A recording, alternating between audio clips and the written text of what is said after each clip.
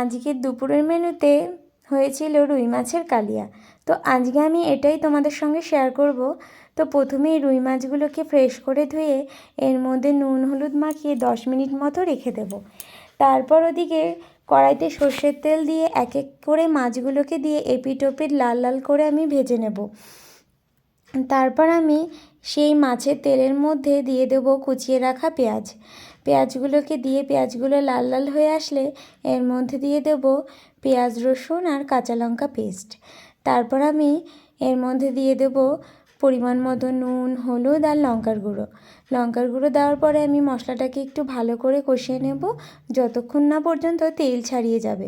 তারপর দেখো আমি এইভাবে মশলাটাকে কষিয়ে নেব আর জল দিয়ে 10-15 মিনিট ধরে কষিয়ে নেব, কেননা যতক্ষণ ধরে আমি মশলাটা কষাবো খেতে কিন্তু এই কালিয়া খুব সুন্দর স্বাদ আসবে।